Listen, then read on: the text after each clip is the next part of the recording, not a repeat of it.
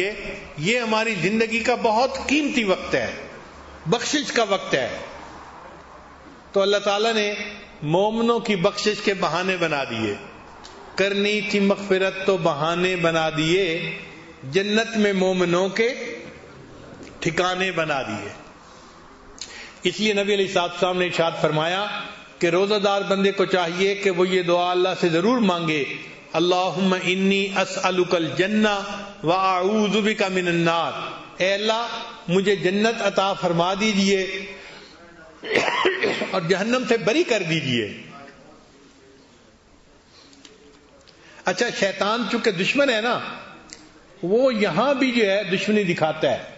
ہم نے دیکھا ہے بعض لوگ جو ہے نا بڑے ولی بنتے ہیں، او جی اللہ کی عبادت جنت کے لیے کیوں کریں، اللہ کی عبادت اللہ کے لیے کریں.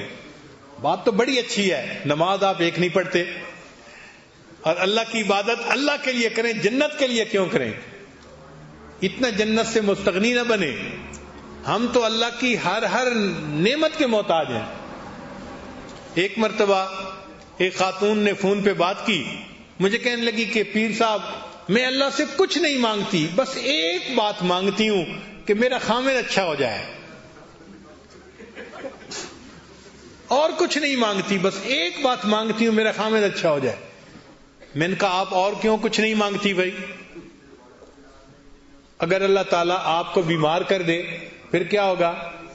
میں نے کہا اگر اللہ تعالیٰ آپ کے دماغ میں خلل ڈال دے پھر کیا ہوگا؟ آپ کے بچے کو بیمار کر دے پھر کیا ہوگا؟ جب میں نے ذرا اس طرح کی دو چار باتیں کی، اللہ نے آپ کو عزت کی روزی گھر میں دی ہے بیٹھ کے، اگر اللہ تعالیٰ آپ کے رزق کو ذرا ٹائٹ کر دیں اور جو مانگنے والی عورتیں گلیوں میں پھر رہی ہوتی ہیں آپ کا بھی معاملہ ایسا ہو جائے تو پھر نہیں یہ تو نہیں میں چاہتی.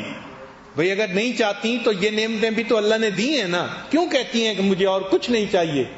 آپ کو کہنا چاہیے مجھے اللہ سے سب کچھ چاہیے، ہر چیز چاہیے، منگتے جو ٹھہرے، فقیر جو رہے. ہم اللہ کے فقیر ہیں. یا ایھا الناس انتم الفقراء، اے انسانوں تم فقیر ہو. جب اللہ نے ہمیں کہہ دیا تم فقیر ہو تو پھر منگتے کو مانگنے سے کوئی شرم نہیں ہوتی. وہ مانگتا ہے، ہر چیز مانگتا ہے. ہمیں اللہ سے ہر چیز مانگنی ہے.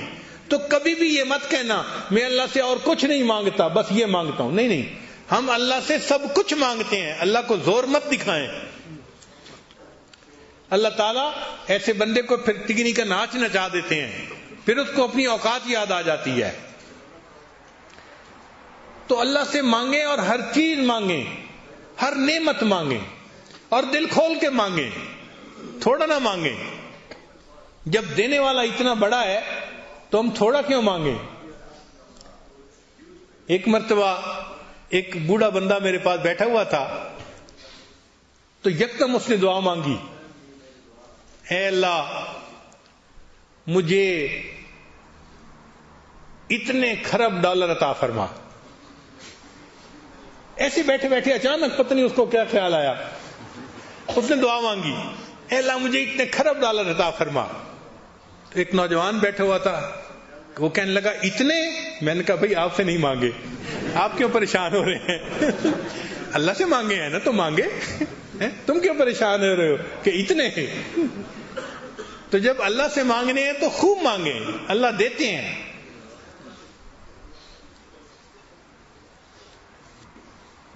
ٹوٹے رشتے وہ جوڑ دیتا ہے، ٹوٹے رشتے وہ جوڑ دیتا ہے، بات رب پہ جو چھوڑ دیتا ہے، اس کے فضل و کرم کا کیا کہنا، لاکھ مانگو کروڑ دیتا ہے. انسان جو مانگتا ہے اللہ اس کی امیدوں سے بڑھ کر اس کو عطا فرماتے ہیں. تو جب اللہ سے مانگنا ہے تو خوب مانگیں، اللہ کی رحمتوں کو دیکھتے ہوئے، اس کے خزانوں کی وسعتوں کو دیکھتے ہوئے مانگیں، اللہ سے جتنا مانگ سکتے ہیں. سچی بات یہ ہے ہماری جھولی چھوٹی ہے، اللہ کے خزانے بہت بڑے ہیں. تو بہرحال یہ اشرا مانگنے کا اشرا ہے.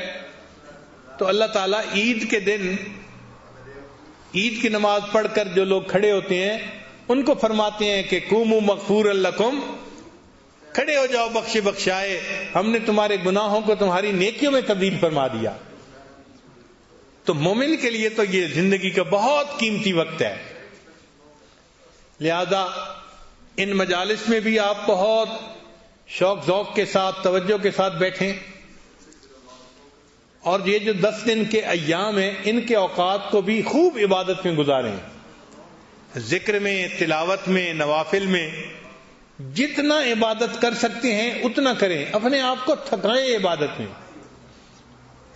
ہم نے چونکہ اس دفعہ یہ فیصلہ کیا کہ جو لوگ پہلی مرتبہ آئے ہیں ان کو مسجد میں ہم سنت اعتکاف بیٹھنے میں ترجیح دیں گے، تو جو پرانے بہت سارے ساتھی تھے وہ تو نفلی اعتکاف میں باہر، اور نئے ساتھی مسجد کے اندر۔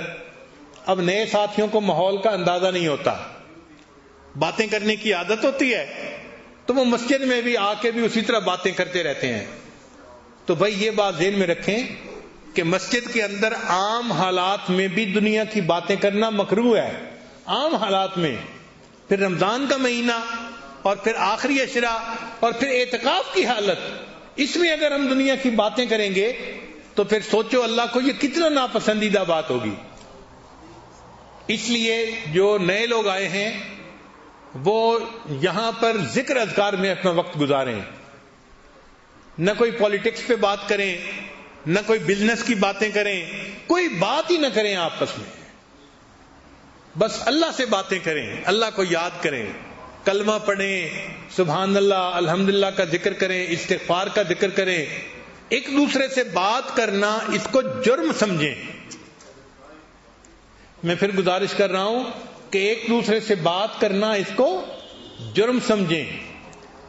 بہت کوئی مجبوری ہو تو آہستہ آواز کے ساتھ بات کر لیں، چونکہ عادت ہی نہ بنی ہوتی، ذرا کھانے کا وقت ہوا افطاری کا، بس ایک دوسرے کے ساتھ باتیں شروع ہو گئیں، اور اتنی طبیعت پہ کوفت ہوتی ہے اس وقت کہ مسجد میں بیٹھے ہوئے پھر دنیا کی باتیں کر رہے ہوتے ہیں۔ آپ حضرات مسجد کے اندر بات چیت کو اپنے لیے منع سمجھیں کہ ہم نے بات ہی نہیں کرنی، بولنا ہی نہیں ہے، چپ رہنا ہے، اور چپ رہ کے اللہ کا ذکر کرنا ہے اور ذکر کا ثواب پانا ہے ہم نے۔ اور اگر کوئی بندہ بات کر رہا ہے تو دوسرے کی ذمہ داری بنتی ہے کہ وہ اس کو اشارے سے بتا دے کہ بھئی آپ اپنا والیوم کم کریں اور اس کو بات چیت کو بند کریں۔ اور خاص طور پر یہ جو سیل فون ہے اس کے شرارت سے بچیں۔ آپ اس کو 10 دن کے لیے فرض کرو بند بھی کر دیں گے تو کیا ہو جائے گا؟ سیل فون کے بند ہونے سے قیامت نہیں آتی ہے، پکی بات ہے۔ جب نہیں تھا اس وقت بھی زندگی گزر رہی تھی، اب بند کر دیں گے تو بھی زندگی گزرے گی، بلکہ اچھی زندگی گزرے گی، تو پرسکون ہو جائیں۔ بعض لوگ کہیں گے ہم جی بیوی بچوں سے دور ہیں، ہمیں رابطہ رکھنا ہے، تو بھائی ٹائم متعین کر لیں اور ان کو کہیں کہ این اس وقت میں آپ کو کال کر لیں یا آپ ان کو کال کر لیں۔ بعض دوستوں کو دیکھا ہے ان کے جو سیل فون کی گھنٹی ہوتی ہے نا، اللہ اکبر، اور اس کو فل والیوم پہ کیا ہوا ہوتا ہے۔ کئی دفعہ ہم نے دیکھا ہے کہ سب سو رہے ہیں، ایک صاحب کا فون بج رہا ہے اور 15 بندے نیند سے اٹھ رہے ہیں۔ یہ گناہ کی بات ہے۔ اپنے سیل فون کو سائلنٹ پہ رکھیں، آپ کے سیل فون کی وجہ سے کسی کی نیند خراب نہ ہو۔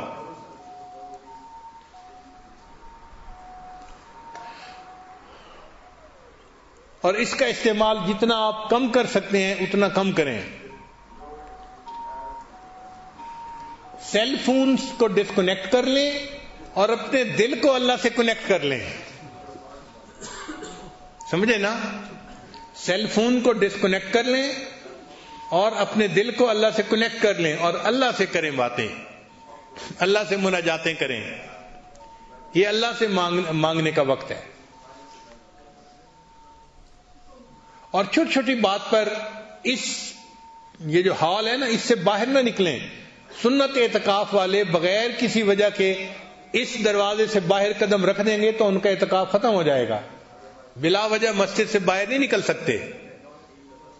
اگر آپ کو اعتکاف کے مسائل کا نہیں پتا تو مجمع میں بہت سارے علماء موجود ہیں، آپ ان سے مسائل سیکھیں کہ جی مجھے یہ وقت کیسے گزارنا ہے اور کس ضرورت کی وجہ سے میں باہر نکل سکتا ہوں اور کس کی وجہ سے نہیں نکل سکتا۔ ان مسائل کو سیکھیں گے ثواب ملے گا. حدیث مبارکہ میں ہے علم کا ایک باب سیکھنے پر 1000 رکعت نفل پڑھنے سے زیادہ کا ثواب ملتا ہے. تو مسائل کو سیکھنا ہماری ذمہ داری ہے.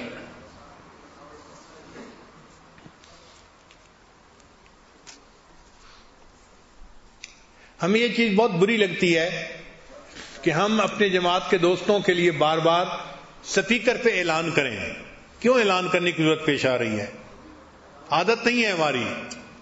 الحمدللہ ہمارے یہاں بڑے بڑے بھی اجتماع ہوتے ہیں, ہزاروں لوگ بھی ہوتے ہیں. ہم نے اپنے اجتماعات میں کبھی اعلان نہیں کیا کبھی کوئی کہ یہ کر لیں اور یہ کر لیں. مجمع میں اتنی تمیز ہوتی ہے کہ کیا کرنا ہے اور کیا نہیں کرنا.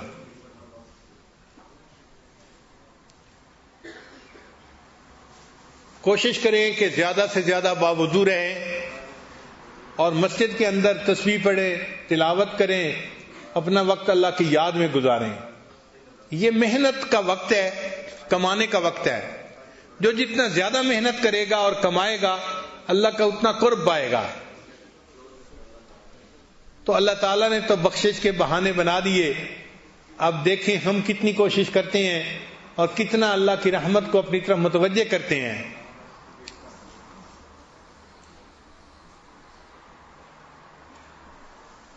حضرت علی رضی اللہ عنہ فرمایا کرتے تھے اگر اللہ تعالیٰ نے اس امت کو عذاب دینا ہوتا تو اس کو رمضان کا مہینہ عطا نہ فرماتے.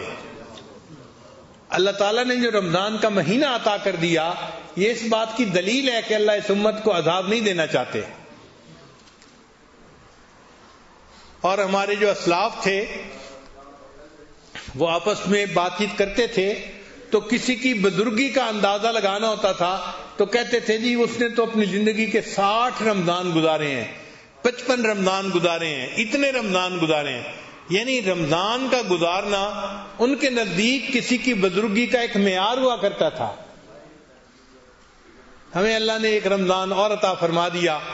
اب ہم اللہ تعالیٰ سے خوب مانگیں, اس میں اپنے گناہوں کو بخشوائیں اور اپنے اللہ کو راضی کریں. بلکہ علماء نے کتابوں میں لکھا ہے کہ حضرت یوسف علیہ السلام 12 بھائی تھے. 11 کوكبا 11 بھائی تھے, ستارے جو خواب میں نظر آئے, اور 12ویں خود یوسف علیہ السلام. تو 12 بھائی تھے, مگر اللہ تعالیٰ نے یوسف علیہ السلام کی وجہ سے 11 بھائیوں کے گناہوں کو معاف کر دیا تھا. تو علماء نے کتابوں میں لکھا ہے کہ سال کے 12 مہینے ان میں رمضان کی مثال یوسف علیہ السلام کی مانند ہے, اور اللہ اس رمضان کی برکت سے باقی 11 مہینوں کے گناہوں کو بھی معاف فرما دیتے ہیں.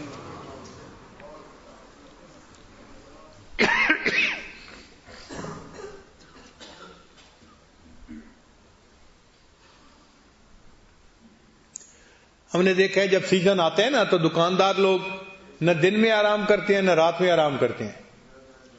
یہی رمضان کا مہینہ ہے تو ہمارے ملکوں میں جیسے عید قریب آتی ہے نا تو یہ جو منیاری والے ہوتے ہیں سارا دن تو یہ گاہکوں میں مشغول رہتے ہیں, اور جب آدھی رات کو گاہک ختم ہوتے ہیں تو چونکہ بہت سارا مال بک چکا ہوتا ہے وہ منگوا کے لگانا بھی ہوتا ہے. تو اس وقت میں یہ پھر جاگ کے رات کو اپنے سامان کی سیٹنگ کرتے ہیں کہ اگلے دن کے لیے پھر گاہک آئیں گے. نہ دن میں آرام کرتے ہیں نہ رات میں آرام. گھر سے کھانا لے کے جاتے ہیں لیکن کھانے کی بجائے اسی طرح واپس آ جاتا ہے. بھئی آپ نے کھانا کیوں نہیں کھایا؟ او جی کسٹمر زیادہ تھے, بعد میں کھا لیں گے, سیزن ہے. میں نے کہا کہ میں ذرا اس وقت میں اپنے بزنس کا دھیان کر لوں. تو جب سیزن آتا ہے تو لوگ اپنی ضروریات کو کم کر کے اپنے بزنس کے پروفٹ کو زیادہ پانے کی کوشش کرتے ہیں. یہ رمضان مبارک کا مہینہ اللہ نے مومن کا بھی سیزن بنا دیا, نیکیوں کا سیزن. تو بھائی ہم بھی اپنی ضروریات کو کم کر کے جتنا اس میں نیکی کما سکے اتنا کمانے کی کوشش کر لیں. اللہ تعالی ہم کمزوروں پر رحمت کی نظر فرمائے اور اللہ ہمیں نیکی کا شوق عطا فرمائے اور اللہ ہمیں معصیت سے خالی زندگی نصیب فرمائے. عورتیں اپنے گھروں میں عبادت میں وقت گزاریں. بعض عورتیں اپنے اپنے گھروں میں اگر اعتکاف بیٹھنا چاہیں تو وہ اعتکاف بیٹھ سکتی ہیں. عورتوں کے اعتکاف میں بیٹھنے کے بھی مسائل ہیں. جو نماز پڑھنے کی ان کی جگہ ہے وہیں پہ اپنا وقت گزاریں، ان کو بھی ثواب ملے گا.